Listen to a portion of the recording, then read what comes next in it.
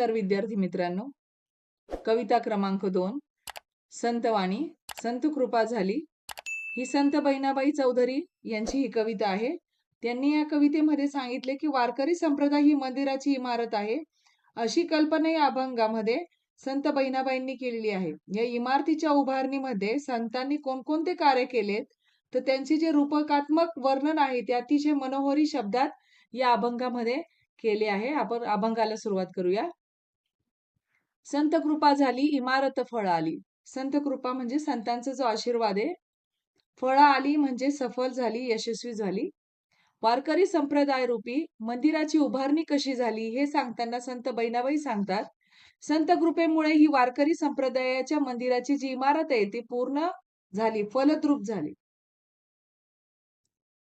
पुढे आहे, ज्ञानदेवी रचिला पाया, उभारिले देवालय. तर ज्ञानदेवी रचिला पाया. पाया म्हणजे काय? जे मूळ दगड आहे, ज्योती आहे, ते उभारिले. उभारिले म्हणजे काय? उभे केले. कुठे?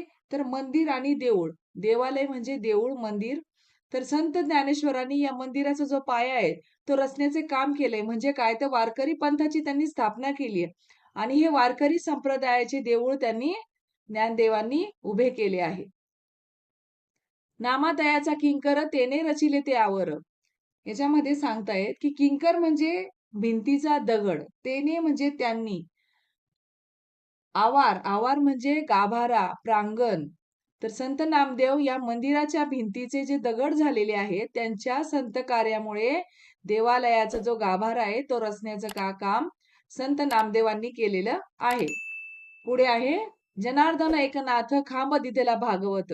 तर जनार्दन स्वामींचे जे शिष्य आहेत संत एकनाथ यांनी या मंदिराला भागवत रूपी जो भागवत हा जो ग्रंथ आहे त्याचं खांब म्हणजे जो भागवत रूपी जो मंदिराचा खांब आहे ते भक्कम त्यांनी दिलेला आहे.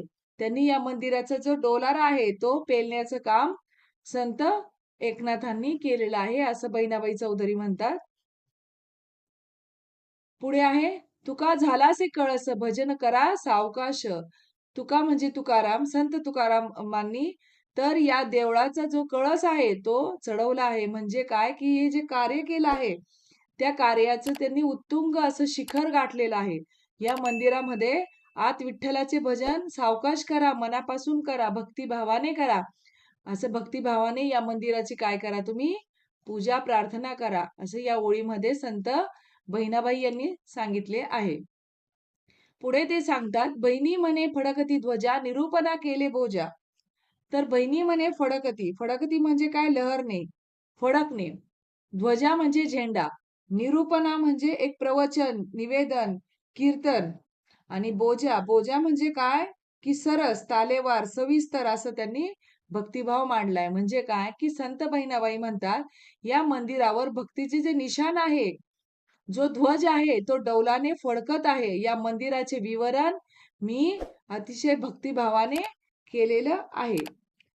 असं ही जी बहिणाबाई यांची जी कविता आहे, अभंग आहे, संत कृपा झाली, ही तुम्हाला व्यवस्थितरित्या समजलीच असेल. धन्यवाद.